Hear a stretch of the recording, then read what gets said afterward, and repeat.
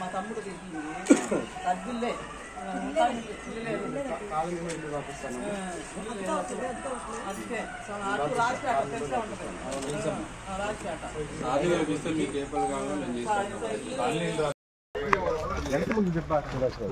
నమస్కారం అమ్మ చెప్పండి. సరే అని నేను వారంటీ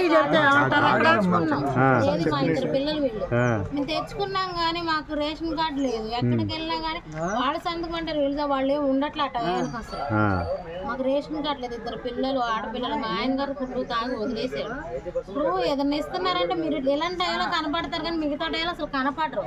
ఈరోజు సార్ వాలంటీర్తో సార్తో మాట్లాడిస్తామా సమస్య ఏంటనేది. నేను సార్తో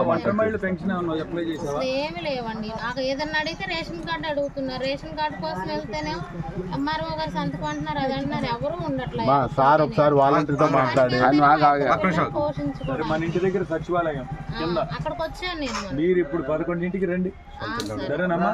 11ంటికి అక్కడ వస్తే డుమ్ము గారు ఉంటారు చేస్తాం.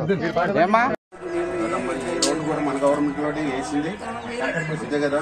మళ్ళీ వేరే వాళ్ళు వచ్చి కంకర మేమే పోసాం రోడ్డు పోతాం అంటారు. నమ్మకండి, నమ్మరు కదా. సార్ని గెలిపింది టీడీపీ గవర్నమెంట్ వస్తేనే మళ్ళీ రోడ్డు అయింది. అదే మీ నమ్మకమే కదా. సార్ గట్టిగా ఓటేసి ఎక్కడ మెజార్టీ ఇవ్వాలి. పైప్ లైన్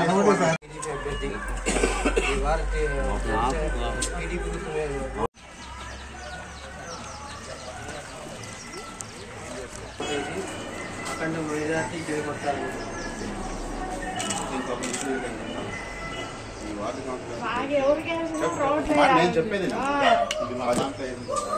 10 ఏళ్ళ మట్టి కౌన్సిలర్ కనపడుతున్నా మనకి లేదుగా. ఈ రోడ్లు మన గవర్నమెంట్ లో ఎవరి ద్వారా పోసిన కంకరైనా ఎవరు మన గవర్నమెంటే పోసింది కదా. కాబట్టి మళ్ళీ మన గవర్నమెంట్ వస్తుంది, మళ్ళీ దాని మీద రోడ్ వేసి 4 అంగుళాల పైప్ లైన్ వేస్తాం. ఇవన్నీ మనమే కదా చేసిన పోయిన గవర్నమెంట్ లో. అయితే ఇప్పుడు వేరే వాళ్ళే చేంజ్ చెప్తారంటే వేరే వాళ్ళే చేంజ్ చెప్తారంటే ఈ కంకర మేమే పోసింది అంటారు. ఏ గవర్నమెంట్ లో పోసారని అడగండి. తెలుగుదేశం గవర్నమెంట్ లో అయితే అప్పుడు మేము రోడ్డు కూడా అడగరు. ఓకేనా?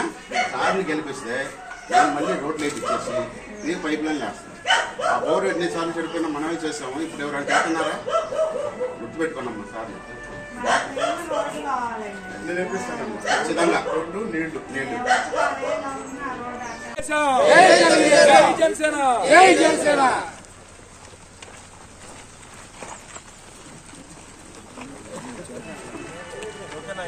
సూపర్. పని ఎట్లా చేస్తారో